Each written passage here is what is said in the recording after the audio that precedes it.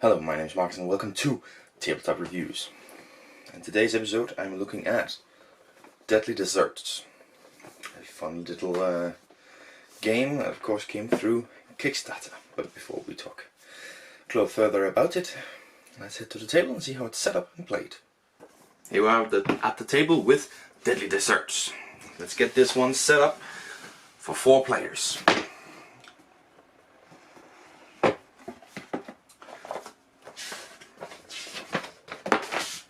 Now, for each game you have a little sheet which shows you which cards you're gonna need for how many players. So an example of 4 player, everyone with the value of 3 or less will be removed from your deck of cards.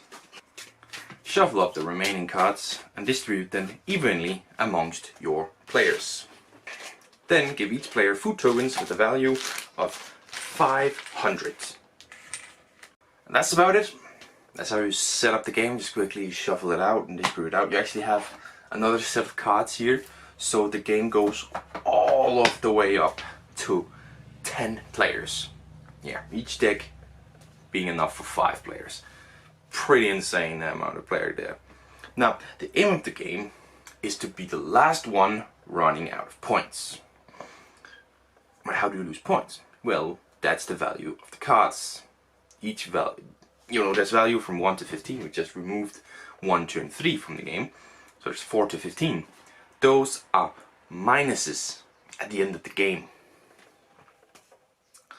Except some might give you plus. That depends. Special abilities, right?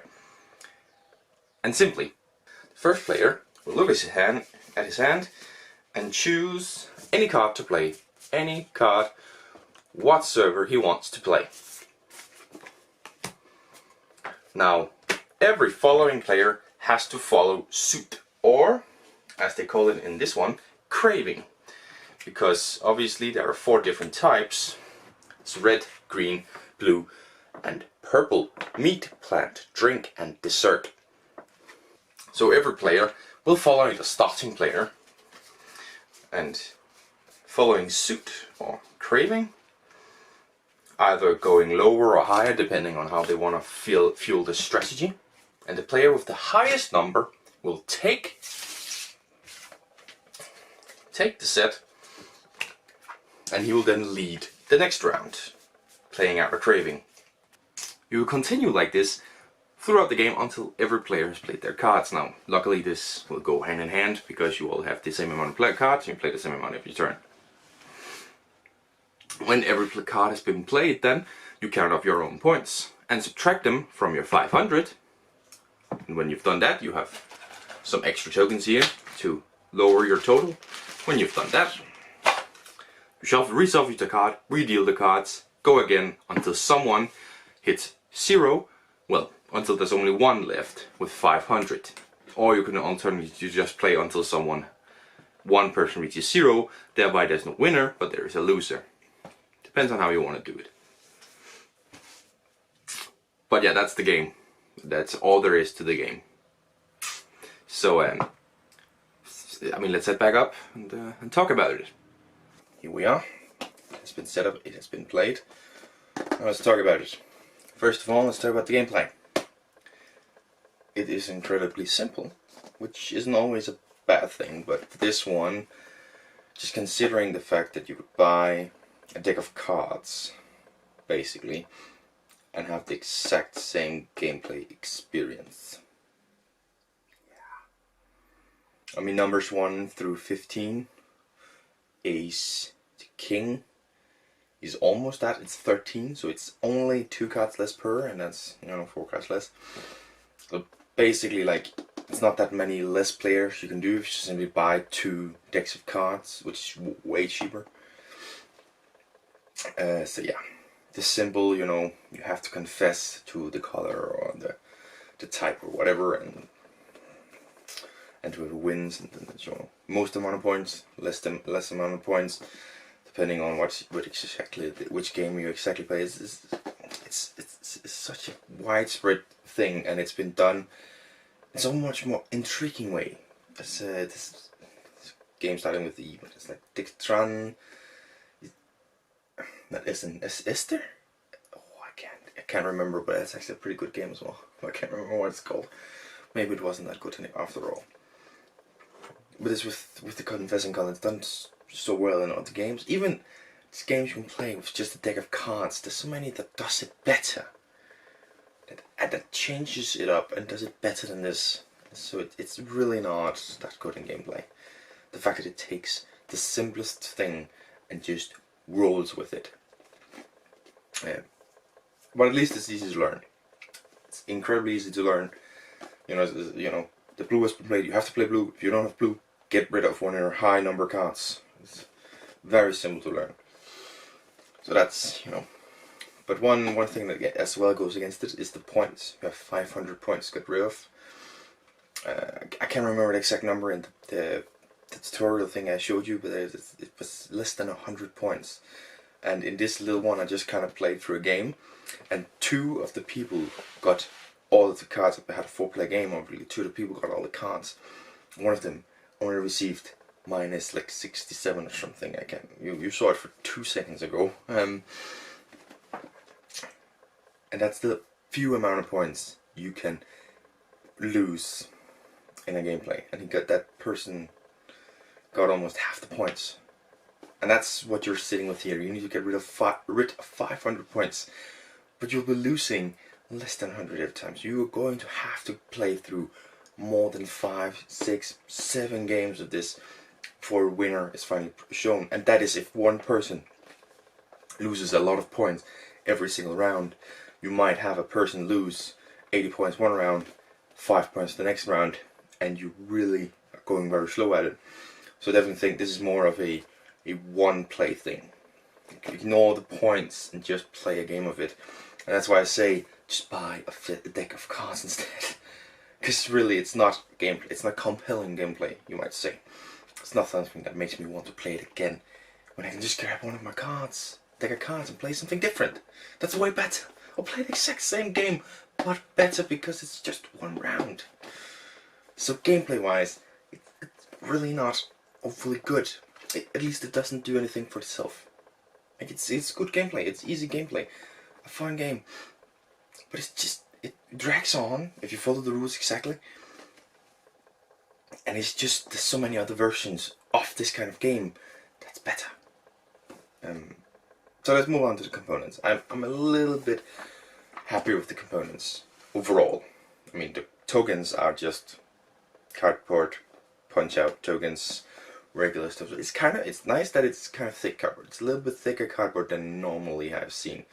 So that's a good thing. The cards, however, are actually really nice quality. The rule book is thick, it's not going to break. It's a fold out still. I don't like that, but. And then you have the player aid cards, which are nice and big and gives all the information quite simply to each player. So if you need that kind of stuff, they are really good ones to use for it. Yeah, that's what I have to say about components. It's not something really bad, but it's not going to save it. Does it lie to you? 2 to 10 players, 20 minutes, 7 and up. 7 up. I mean, 7 and up is pretty accurate. Yeah. A 6-year-old might have mine issue.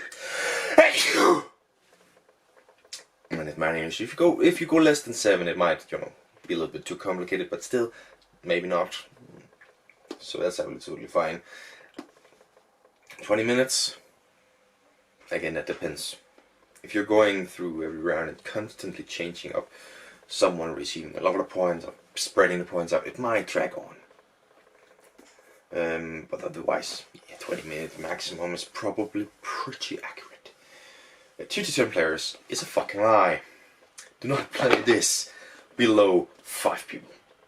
That's my absolute threshold, is 5 people, and I've played it at 2, 3, 4 more than I've played it above that. It's only above that it becomes really fun. You have more more of the cards going. Especially when you're up at the higher player counts, at 6, 7, 8, because then you get both decks of cards in, so there's 2 of them, and that makes you think a bit more. Like, the blue 2 has been played once, but has been played twice, did it? I think it did. I can't risk it with this one. Or maybe not the blue 2, but like if you're looking at the blue 11, thinking about, is this the lowest card? Do I risk it? Then maybe it's a bit more there. So there it actually becomes a little bit more interesting, a little bit more thinking. But again, I could easily get that with 2 decks of cards. It's not special. I forgot to talk about the artwork, which is lovely, as always. It's lovely, bubbly artwork. It's really what, you know, buys you into a Kickstarter, is the artwork, really. Yeah. But yeah, no, don't play this under 5 players. Really don't. They should have just made more cards and made it a really big deck of cards. But no. So the final score I'm going to give this one is a 3 out of 10. Why a 3? So first of all, I'm scoring Monopoly a 2 out of 10. I will talk about Monopoly in a future video. I think this is better than Monopoly, definitely. Yeah. Anyways, but that doesn't matter. The reason I'm scoring it 3 is, as I said, the gameplay itself, while it's not special, it's not different, it's easy and fun. For a simple game, it's fine. As I said, I wouldn't buy this one. This is like 200 Danish krona, like 20-30 bucks. You can get a set of playing cards for like 10 bucks.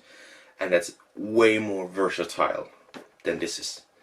Right, because, I mean, I have some playing cards up here for more than 20 bucks. I do collect some of them. But I can use them for way more. Off the top of my head, I can probably mention like 5 games I can use those decks of cards with. This included. So yeah, I'd rather spend my money on a deck of playing cards. But it's perfectly fine. That's why I'm giving it a 3 out of 10. Because it's perfectly fine. Easy and fine. I mean, I wouldn't want to play this specifically over other games, but if someone said, quick round of this, I was like, are we going to count points? No? I'm in. If the points are involved, I'm not. Points can... no. But otherwise, fine, let's play around. Who cares? But am I keeping it? That's the big question. And the answer is no. This is one of the games that have been on my little for sale list the absolute longest. I do not want this game in my collection. I do not like it. Well, I do not like it enough to keep it. So therefore, no, it is for sale for me. And I'm not going to be keeping this one. So that's my honest review of Deadly Desserts. I hope you enjoyed that little video, and this time not so positive. I've been quite positive in my first videos, but not this time. Negative. So not a good game. But yeah, 3 out of 10. I'm not keeping it. It's going away. That's the quick summary. Hope you enjoyed.